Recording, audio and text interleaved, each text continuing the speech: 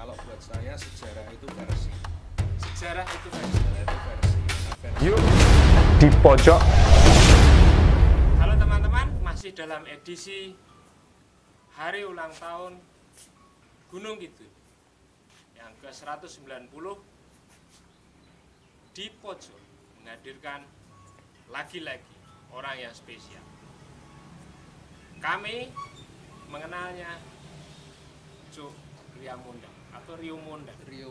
Rio Manda. Saya manggilnya Mas, Pak, Prof atau apa ini? Panggil Cuk aja. Nggih, Cuk. Biar kayak misui. Cuk itu saya kalau ngobrol sama teman-teman yang dari Jawa Timuran itu kependekan dari Jancuk itu betul atau tidak? Betul. Dan saya Jancuk yang jenengan atau gimana ini? Jadi itu memang nama. Oke, sekarang komplit dari mana? Terus ada Cuknya juga apakah memang lahir dari Jawa Timur terus akhirnya memilih sebuah identitas dengan nama Cuk? Ya. Selamat pagi teman-teman. Nama saya yang asli itu sebetulnya Transviusa Rio Manda. Transviusa Rio Manda. Jadi itu karena nama yang susah ya, dulu ketika saya masuk Jogja tahun 92 itu teman-teman tahu saya asli Surabaya. Asli Surabaya? Ya, dan ketika masuk kampus dulu itu saya pasang nama di sini ya Jancuk gitu. Jancuk? Ya, jadi terus saya dipanggil itu. Di kampus mana?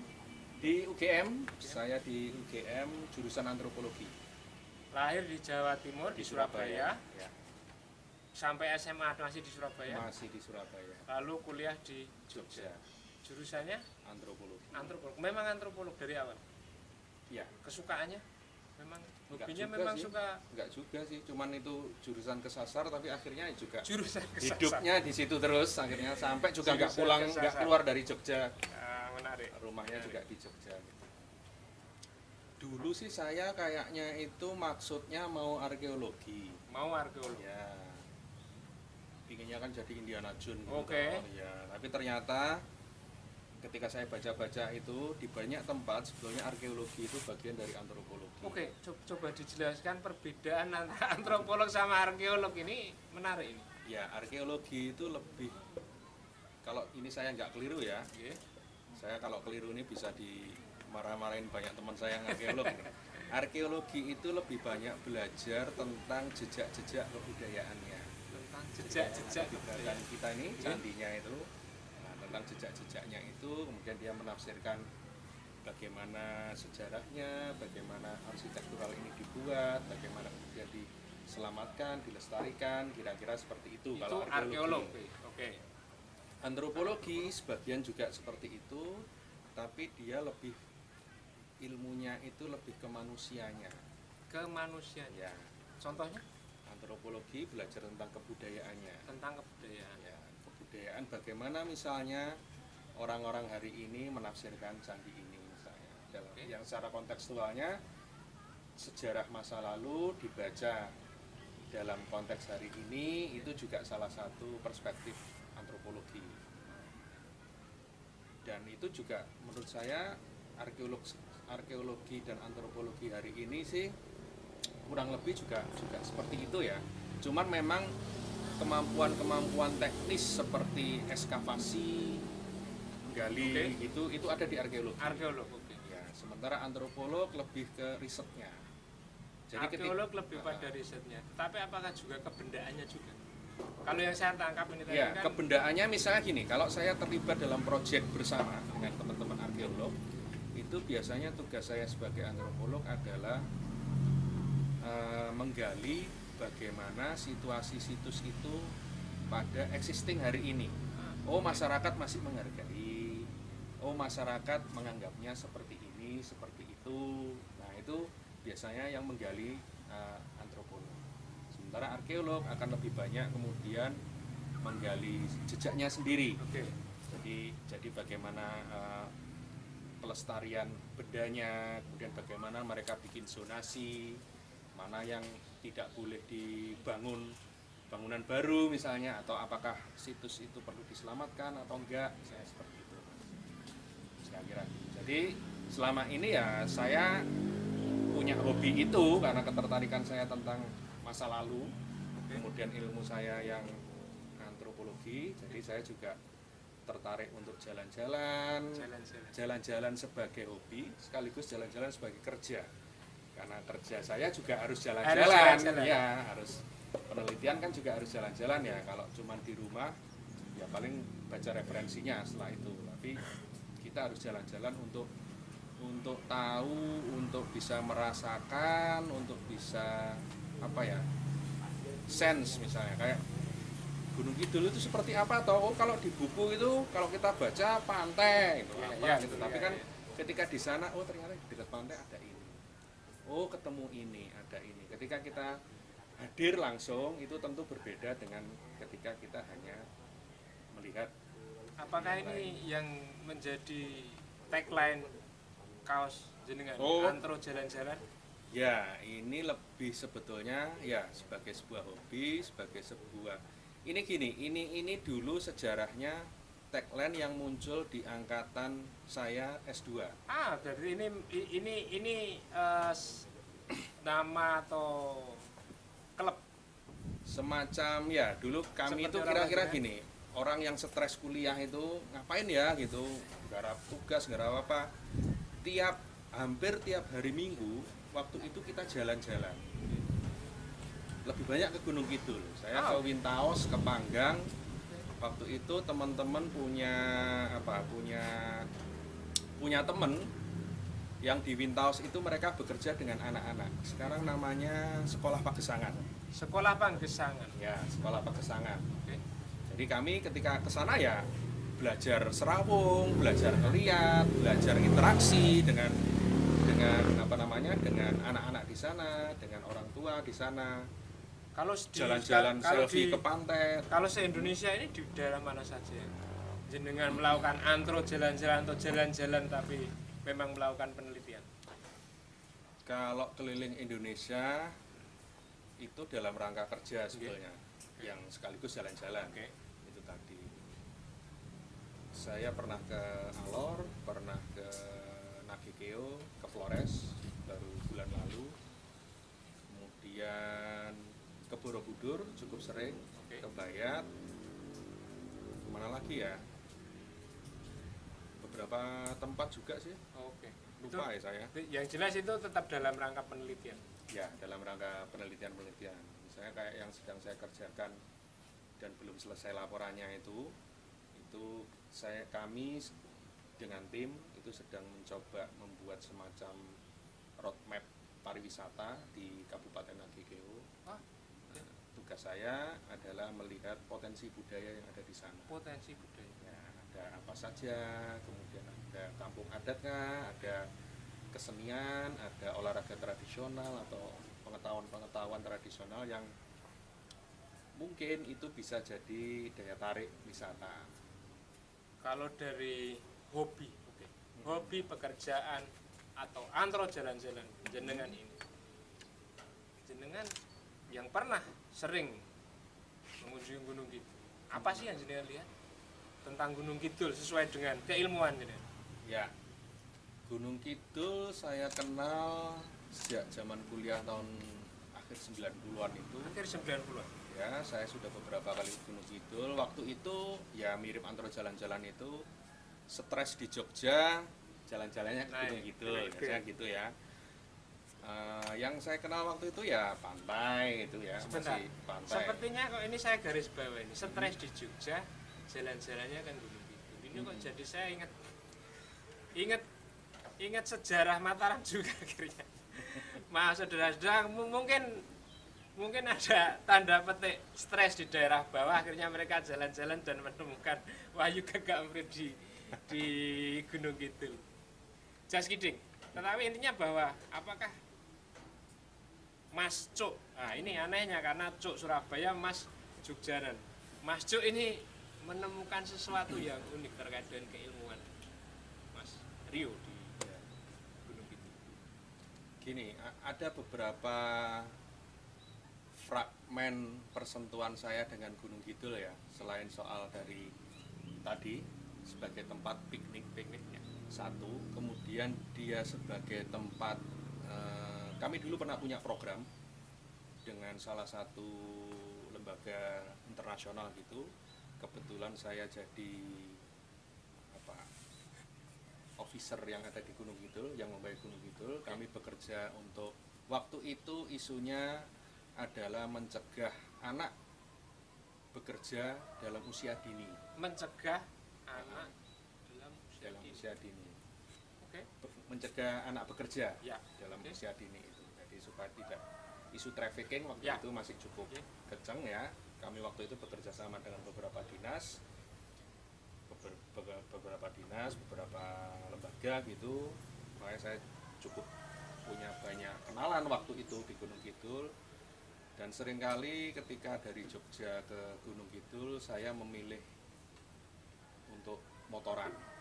Karena kalau motoran itu biasanya saya bisa lebih leluasa ya untuk lirak-lirik, untuk mampir-mampir. mampir-mampir.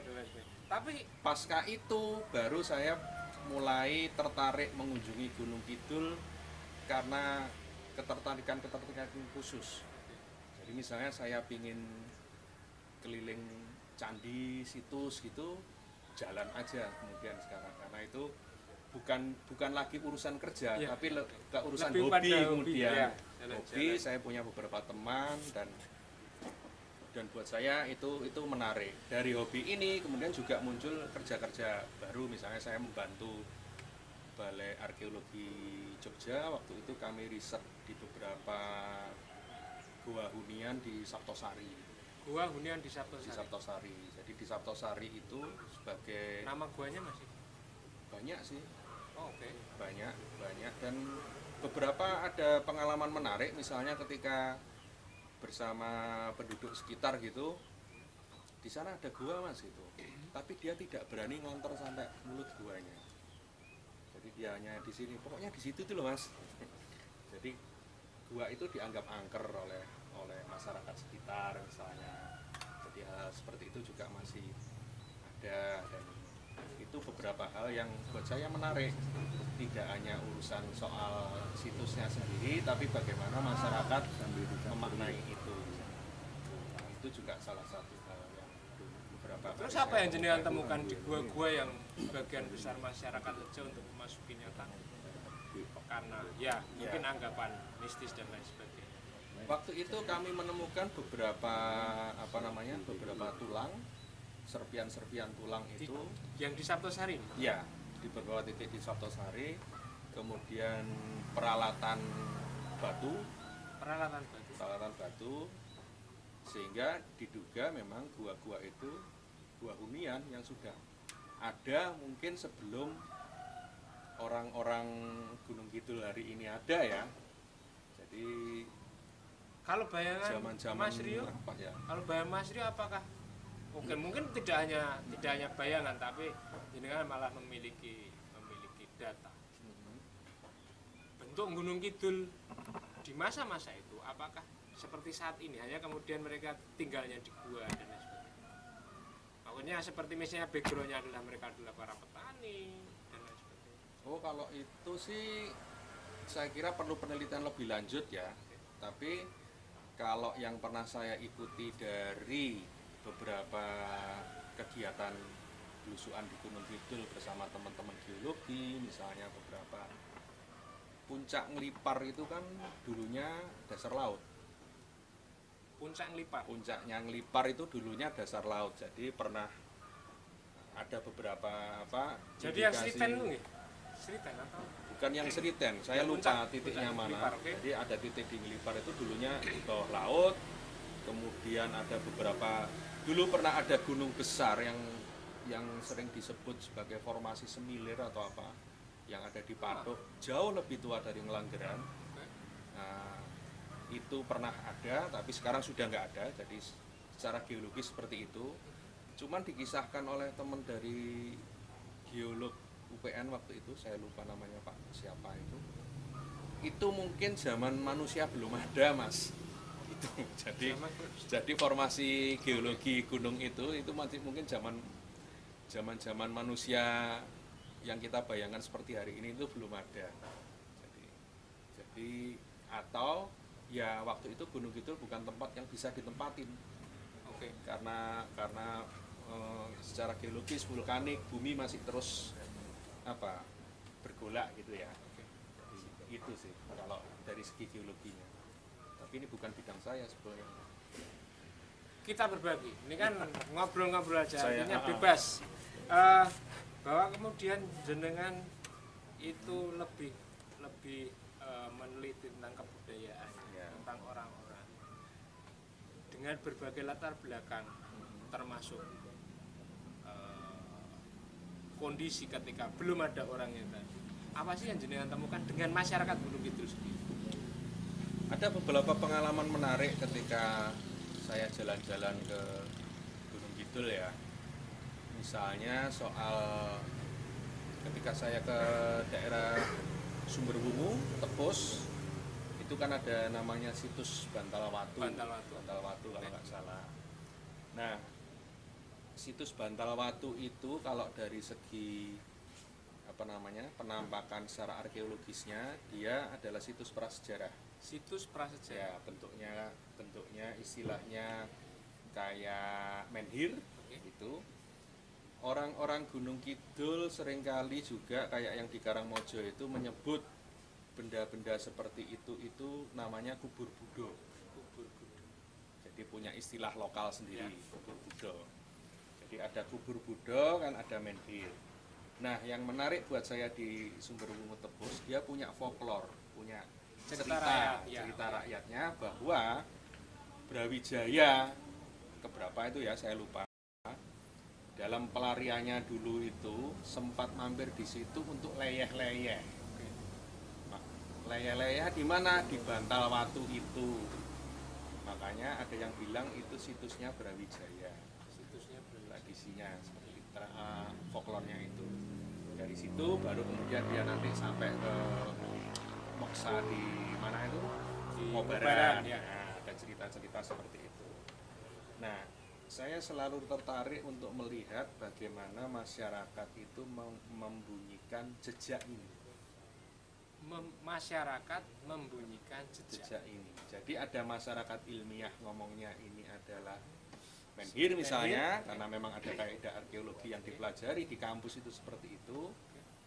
Tapi di dalam masyarakat lokalnya mereka punya penyebutan sendiri kubur Buddha, bahwa Buddha itu tidak merujuk ke Buddha sebagai sebuah agama ternyata, tapi Buddha sebagai tua. Dari Buddha itu pokoknya dhisik kuno, jadi untuk menyebut bahwa ini jejak kuno gitu. Nah, itu kan masyarakat Gunung Kidul punya istilah itu.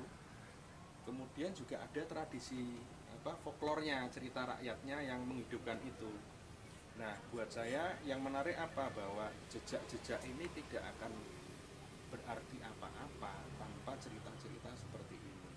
Ini benar, ini dipertegas lagi. Jejak-jejak itu tidak akan berarti apa-apa kalau nggak ada ceritanya. Kalau tidak ada ceritanya. Oke. Nah, itu mungkin kalau buat saya menariknya itu.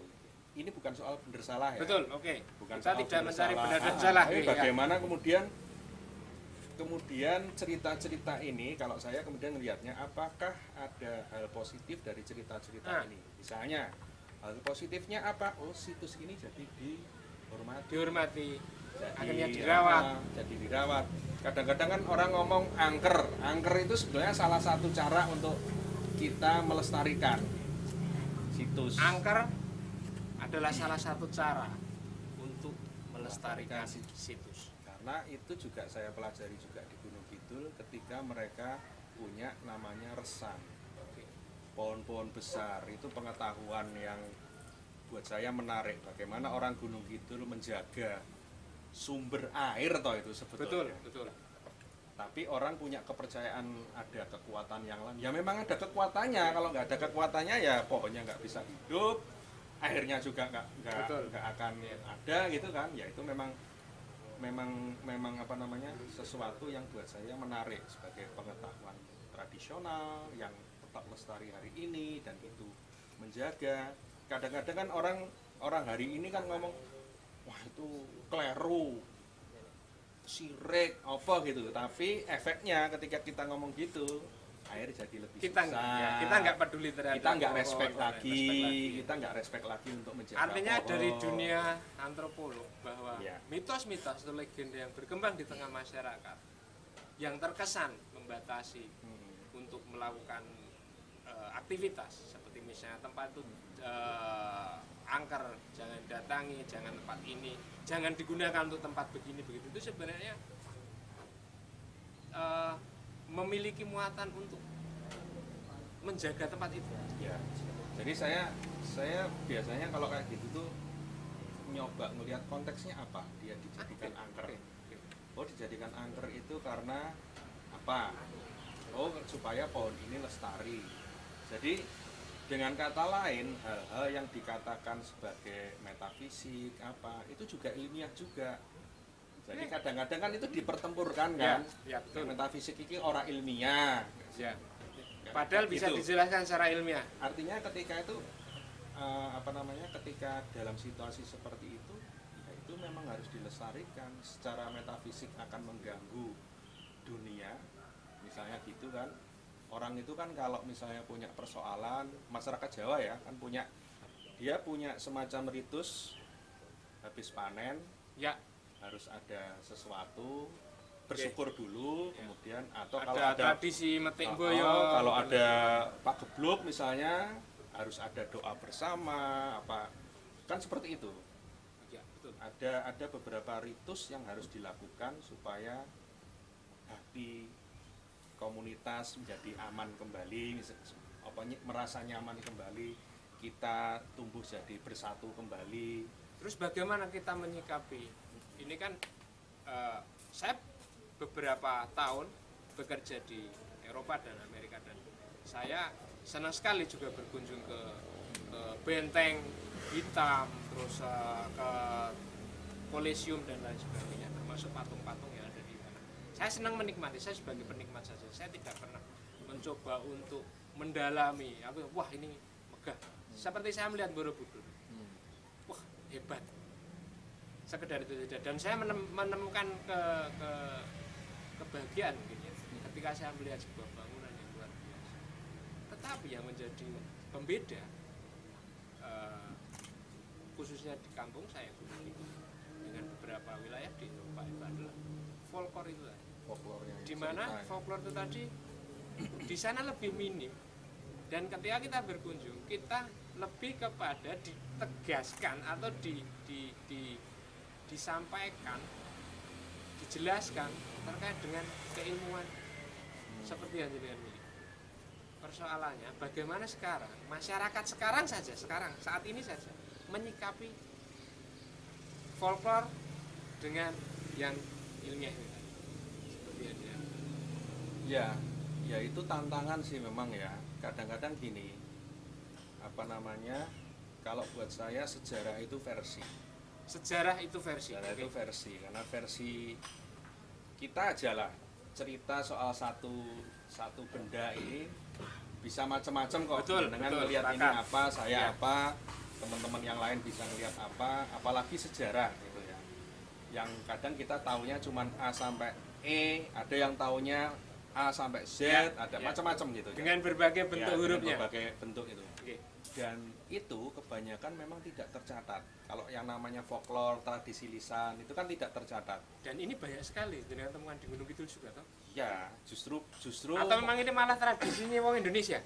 tradisi dunia sebetulnya. Dunia. Makanya namanya tradisi lisan. Jadi tradisi lisan itu memang seperti itu. Orang Oke. punya banyak variasi cerita yang itu ya hidup sebetulnya. Hidup di masyarakat. Ya, ya. Cuman kemudian ada itu kan perlu ditulis. Ya. Karena kalau orang yang bisa cerita Jadi itu tetap perlu ditulis ini. perlu ditulis dalam Dalam rangka rangka, untuk bahwa cerita itu supaya tetap ada. Supaya ceritanya tetap ada atau supaya objek ini tetap ada. Objeknya kan tetap. Ya. Ini kan kita ngomong ceritanya ya, Oke. misalnya. Cerita folklornya masyarakat ini supaya tetap ada. Oke. Karena tanpa ini nanti ketika ada cerita baru yang menceritakan ini, dia bisa soal kalah menang kemudian. Padahal ini kan bukan soal kalah menang, Betul, tapi betul. bagaimana memperkaya satu objek dengan banyak cerita. Saya senang kalau satu objek itu punya banyak cerita. Versi orang sekolahan apa, versi masyarakat situ apa, versi itu apa. Kalau punya banyak cerita, itu artinya objek ini atau subjek jejak sejarahnya ini penting banget karena dia punya banyak cerita. Apakah cerita yang terlalu banyak variasi ini nanti malah tidak menggeser nilai dari objek itu sendiri? Seperti contohnya itu tadi, keangkeran dengan berbagai bentuknya akhirnya mereka malah justru menjauhi tempat itu. Ya itu memang tantangannya. Kan cerita juga urusannya kemudian politik kekuatan. Oke. Apa namanya? Ini yang paling benar. Kalau sudah ngomong soal benar salah, kemudian soal apa namanya? Ilmiah atau enggak ilmiah gitu. Seringkali kemudian masyarakat jadi takut untuk mengeluarkan cerita mereka, versi mereka sendiri. Saya sering sih kemudian ketemu, kalau menurut kami dulu itu ya tempatnya ini, tapi nggak tahu ya apa. Ada hal-hal yang kemudian ya sudah, cerita itu kemudian bukan wilayah mereka. Nah ini yang tantangan yang lain adalah benda ini kemudian seolah tidak jadi milik mereka lagi. Kalau Efeknya kan jadi ke masyarakat. Iya betul. Ya wis lah, gue kan. Ya. Nah, Ini bukan saya enggak tahu itu jangan, dan akhirnya datanglah orang baru dan akhirnya Ya. menghabisi itu. Tapi gini, dari cerita-cerita yang bersifat cerita rakyat yang mungkin saya katakan sebagai mitos, karena memang Gunung Kidul memang banyak sekali mitos dan mungkin dunia juga. Bagaimana merubah mindset masyarakat Gunung Kidul sendiri terhadap benda itu sendiri, benda yang baik defaultkan untuk tetap terjaga, ataukah kita hanya akan terus menggali cerita mitosnya ini tadi, atau memang kita juga memberi ruang seluas-luasnya masyarakat untuk memahami sesuai keilmiahan? kalau saya sih kuncinya ke serawungnya ya. Serawung itu dialognya. Soal keputusan itu juga challenge buat saya ya. Misalnya gini, kita mau berharap bahwa jejak sejarah itu lestari seperti aslinya, misalnya kayak gitu ya. Kita selalu punya cita-cita seperti itu. Tapi sekaligus kita juga punya budaya untuk, atau ada situasi yang ini harus dirubah. Katakanlah kijingnya kita kan punya orang kijing pertama mungkin awalnya bentuknya ada ciri-ciri bahwa dia kijing tua misalnya. Tapi kan orang Jawa punya budaya untuk memuliakan Ya, memuliakan itu kan mengganti kijing lama, ngapik ke omah dan lain sebagainya. Masjid yang kuno kemudian kita lebar, kita ganti dari kayu jadi tembok seperti itu. Nah ini kan keputusan-keputusan yang apa ya? Ya yang diputuskan melalui dialog. Mau kemudian kita, kalau saya sih selalu berharap nek arep diapiki ning, tapi apa namanya jejak lamanya jangan hilang, itu piye? Nah, apakah itu kemudian ya sudah, kalau gitu yang kita lestarikan, karena ini terpaksa harus dirubah, yang kita lestarikan adalah ceritanya misalnya ceritanya, atau ada satu benda yang ini dulu mustokone dipasang di situ loh misalnya, atau ini dulu kijing aslinya seperti ini nisannya, sekarang jadi seperti ini misalnya, seperti itu, tapi ini bendanya masih ada. Atau kemudian ya meskipun ini nisannya baru, tapi orang ini sudah hidup zaman Diponegoro loh, zaman Brawijaya. Jadi supaya ya sejarahnya tetap nggak hilang gitu. Artinya ketika ada penulisan sejarah maupun penulisan tentang mula buka sebuah kelurahan dan lain sebagainya, itu sah-sah saja ya, ketika kita juga ada legendanya atau folklornya, tapi juga ada kaidah-kaidah akademisnya Ya. seperti catatan-catatan tahun dan lain Ya. sebagainya itu keduanya masih layak untuk menjadi konsumsi masyarakat sekarang. Justru kalau buat saya itu perlu ditampilkan semua. Perlu ditampilkan semua. Iya. Jadi kalau misalnya sejarah desa X gitu ya, oke, sumbernya dari mana? Pak A bercerita ini, Pak B bercerita ini, serat ini ngomong ini, terus kemudian buku ini ngomong ini gitu. Jadi ini loh data-data cerita sejarah desa ini, mulai dari tradisi lisannya, dari folklornya, catatan serat dari keratonnya juga ada, terus kemudian jejaknya yang masih ada apa. Jadi ketika itu ditampilkan, baru kemudian ya memang harus dibicarakan bersama. Betul, apa yang mau diputuskan ya. Dari cerita narasi yang macam-macam ya. Ini. Untuk menulis sejarah itu kaidah yang paling pokok atau paling tidak bisa mengarahkan sebuah pemikiran bahwa ini memang sejarahnya demikian. Itu bagaimana untuk penulisan sejarahnya, karena sekarang yang sering banyak terjadi lah ketika kita itu sudah mencoba memahami secara akademis, akhirnya tahun sekian itu jelas sekali dengan bukti-bukti otentik, tetapi ada juga sebuah cerita yang seperti mitos atau folklore ini tadi yang akhirnya juga mengubah pandangan terhadap objek yang sebenarnya itu harusnya lebih bersejarah daripada sekedar kita memikirkan hal itu. Kalau ahli sejarah sendiri punya teori sendiri gitu ya, betul. Gaya sendiri. Kalau saya ya itu tadi bahwa seluruh orang, kalau buat saya seluruh orang bisa jadi narasumber. Kalau saya riset yaitu saya sering menghindari, kan orang kadang-kadang takon mbah kae wae kabeh ngerti. Nah gitu kan. Saya seringkali berusaha untuk menghindari itu. Iya, saya akan tanya beliau, tapi saya akan nanya yang lain. Artinya apa? Kalau orang ngomong saya tidak tahu, buat saya itu data. Ketika ngelihat sejarah desa itu hanya dari satu orang, berarti seluruh sejarah itu hanya dikuasai satu orang. Nah, saya perlu informasi yang lain. Jadi saya tanya, ada simbah lagi nggak yang di sini? Misalnya gitu. Oke, saya akan nanya lagi, desa ini dulu seperti apa, jenengan tahun kesini ngapain apa. Jadi saya bisa membayangkan desa ini seperti apa. Tidak hanya satu informasi, semakin banyak referensi memang semakin mumet ya. Semakin banyak referensi, semakin banyak informasi ya. Tapi kan itu kita jadi lebih lebih fair kalau buat saya. Lebih fair dalam menceritakan kembali sejarah. Itu pun juga ketika saya kemudian menulis itu, kalau perlu kita presentasikan kembali ke masyarakat desa itu. Ya, jadi itu semacam pertanggungjawaban.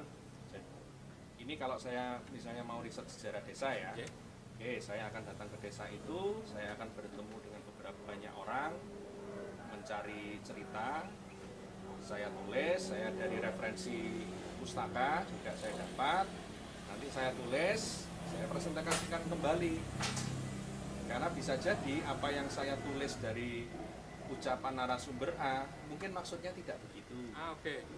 Mungkin maksudnya tidak begitu. Jadi memang harus sejarah, menulis kesejarahan dengan teknik seperti ini pun akhirnya pasal-pasal yang kemudian tetap harus disimpulkan atau disusun oleh generasi bersama dan disusun bersama. Jadi sejarah desa A kemudian bukan hanya versi saya, tapi saya punya tanggung jawab untuk mengembalikan kembali. Pun bener dereng tulisan kula, tafsir saya ini bener enggak? Karena itu juga akan bagaimana orang desa memutuskan apa yang ditampilkan dari sejarah desanya. Karena tidak semua kadang-kadang itu bisa ditampilkan, meskipun itu folklore misalnya.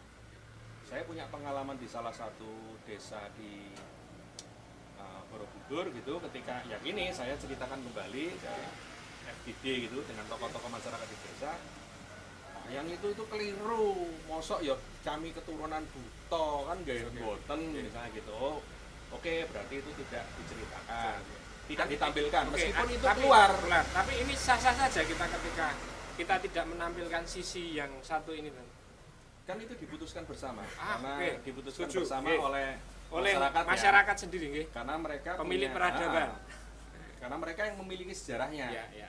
Nah, kalau saya nulis semua, meskipun itu memang dari sumbernya dari masyarakat, kita punya tanggung jawab untuk membalikan itu supaya kami enggak keturunan butong. Saya juga pernah mencoba menuliskan sejarah di desa saya. Waktu itu sebenarnya cerita rakyat berkumpul adalah mereka dalam rangka memerangi satu wilayah, wilayah lain, di mana saya kok sudah berpikir Bu ya jangan ditampilkan lagi ya ini. Kita mari kita melahirkan sosok antagonis dalam cerita ini untuk kita musuh bersama, bukan satu wilayah atau keturunan satu wilayah tertentu. Apakah ini juga sah-sah saja ketika masyarakat sudah baik, walaupun mungkin generasi yang kemarin menyatakan bahwa bukan seperti itu yang benar. Ya, itu juga tantangan ya, karena sejarah Indonesia kan juga memang perlu konflik di mana-mana, dari tingkat negara sampai tingkat desa itu juga. Kayaknya memang konflik itu membuat semuanya menjadi lebih menarik. Wilayah-wilayah juga kadang tumbuh dari konflik tapal batas segala macam. Itu sangat kentara sekali kalau kita pergi ke Indonesia Timur, itu sangat kentara sekali, sehingga ada kalau kami orang suku kami itu tidak boleh menikah dengan suku yang sana.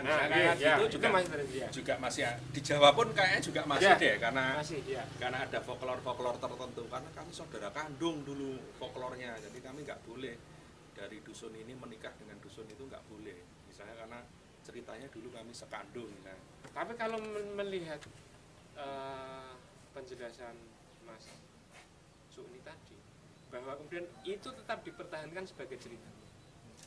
Tergantung, kalau di sana ditetapkan sebagai adat, kalau ngelanggar itu ya ada sanksinya, harus memotong kerbau, harus ada ritual yang besar itu. Kalau di sana seperti itu.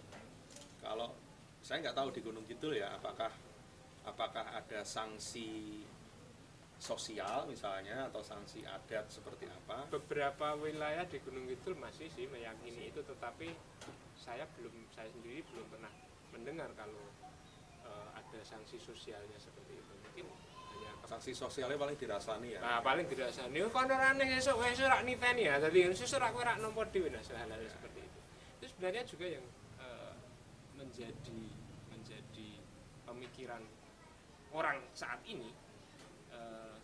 Jangan sampai ini juga melebar sampai kemana-mana. Sebenarnya ya ada dari budaya itu yang baik untuk kita lestarikan, ada yang dimodifikasi lah supaya misalnya kayak gitu, macam-macam kalau yang ini ya jangan, misalnya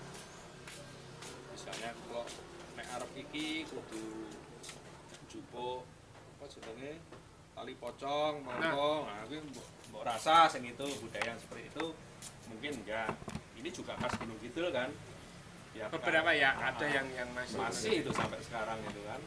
Kalau meninggal hari apa itu harus dijagani, mergo ndak dikeduk, tali pocongnya dijupuk, itu masih di Gunung Kidul masih gitu. Nah, budaya yang seperti ini mungkin ya perlu ditinggalkan. Tapi ceritanya jangan dihilangkan, karena ini jadi cerita itu jadi pengingat orang bahwa dulu hal-hal seperti itu masih terjadi. Dan sekarang itu tidak dilakukan lagi karena ya dulu itu kan dianggap tidak baik hal seperti itu. Tapi kalau masuk melihat pernah membaca sejarah yang tersebar tentang Kabupaten Gunung Kidul, kalau masuk melihat itu, apa saja sih yang mesti dimasukkan kembali? Kalau saya sih tergantung ya. Yang penting itu informasi apa saja yang muncul. Kalau kita ngomongnya di level desa, kita telusuri dulu desa ini dulu narasinya seperti apa, sebelumnya seperti apa, terus kemudian jejak-jejaknya yang masih ada seperti apa, misalnya. Sebagian besar kami percaya bahwa Gunung Kidul itu awalnya dari pelarian Majapahit. Apakah dari penelusuran atau penelitian Mas Sur sendiri, baik melihat kebudayaannya maupun mungkin melihat arkeolognya, itu apa itu juga terjadi atau malah justru malah sebelum Majapahit? Kalau dari jejaknya sebelum Majapahit ada, banyak Jadi situs jejak prasejarah, sebelum, oke. situs prasejarah kan ada. Jadi Gunung Kidul itu kan cukup lengkap kan, artinya Gunung Kidul juga sangat lengkap ya. Situs mulai prasejarah sampai masa kolonial kan ada, sampai sejarah-sejarah misalnya apa namanya yang baru-baru itu ada. Sebenarnya cukup lengkap. Cuman memang ada beberapa hal yang menarik ya, misalnya kayak pelarian Majapahit gitu. Kemudian pelarian Majapahit itu kan merujuk kayak tadi Brawijaya, ya. segala macam itu. Kemudian yang kedua adalah soal folklornya. Mesti ini sing dadi raja iki wong Gunung Kidul lho. Ini gara-gara degan kuwi liyane misalnya. Itu ada cerita-cerita folklor yang buat saya juga menarik itu, bahwa teman-teman di Gunung Kidul itu lebih tua dari orang-orang yang di Jogja yang lain misalnya. Itu juga cerita-cerita yang buat saya menarik. Sebenarnya banyak sekali nih yang pengen saya pelajari terkait dengan keilmuan Mas Cuk ini. Tapi bagaimanapun kita akan ketemu lagi. Semoga Mas Cuk tidak kapok ini untuk membagikan keilmuannya di pojok. Siap. Mudah-mudahan nggak saya kalau ngomongin teng blasur ya. Ini akan menjadikan kita semakin betah ngobrol. Iya. Closing statement, Mas, apapun terkait dengan Gunung Kidul dan masyarakat ya. Ya. Gunung Kidul akan selalu jadi apa ya? Dulu itu saya punya foto yang kemudian saya pajang itu. Tapi iklan ini, Gunung Kidul My Life My Adventure gitu. Oh, oke. Selalu itu karena ya saya selalu pingin ke sana. Ketika kemarin teman-teman itu ada yang keliling ke sekitaran Ponjong itu nemu beberapa situs, wah saya belum ya ke situ misalnya gitu. Wah saya belum ya ke situ. Jadi saya selalu merasa punya PR yang banyak gitu. Termasuk juga bertemu teman-teman lama saya juga yang ada di sana, ke tempat-tempat yang pernah saya singgahi, yang belum saya singgahi. Dan saya nggak tahu ya, saya ketika ngelihat justru wisata Gunung Kidul hari ini justru mungkin semakin ngeri ya, ngeri dalam arti tambah api-api mungkin, tapi piye ya bang Gunung Kidul dhewe ya, nah kayak gitu, itu jadi PR ya. Ada pesan buat kami? Ya apa ya, ya orang Gunung Kidul sendiri sebetulnya yang bisa menentukan identitas ke Gunung Kidulannya sendiri. Hanya orang Gunung Kidul sendiri yang bisa memutuskan bagaimana Gunung Kidul itu sendiri. Ya. Mungkin bukan pesan ya itu. Apa ya? Tapi ya pesan singkat. Yang tidak perlu diseriusi. Teman-teman di pojok, banyak sekali yang kita dapat dengan Mas Rio. Tetapi masih banyak juga yang sepertinya tetap harus kita cari bersama untuk menambah wawasan kita. Lebih lagi tetap di pojok saja. Matur nuwun.